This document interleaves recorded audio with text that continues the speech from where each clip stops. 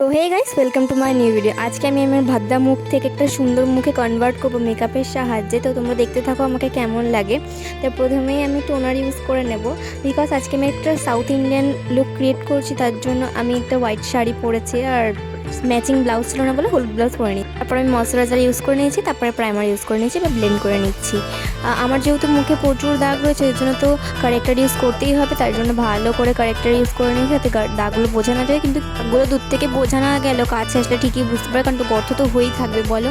তো যাই হোক, আমি ভালো করে ব্লেন্ড করে নিচ্ছি। এরপরে আমি দেবো হচ্ছে কি ফাউন্ডেশন। আমি পিএসএর ফাউন্ডেশন ইউজ করেছি, তো আমি এটা ইউজ করে নেবো, দেন ব্লেন্ড করে নেবো ভালো।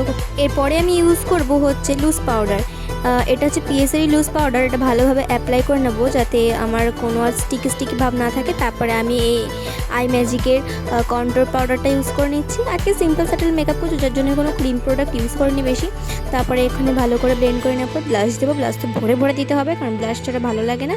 তারপর ব্লাশ দিয়ে নেওয়ার পর এবার দেবো হচ্ছে হাইলাইটার। ভালোভাবে হাইলাইটার দেবো যাতে মুখটা চকচক করে। তারপরে এবার লিপস্টিক পরে নেবো, দেন আমার লুক ফাইনাল।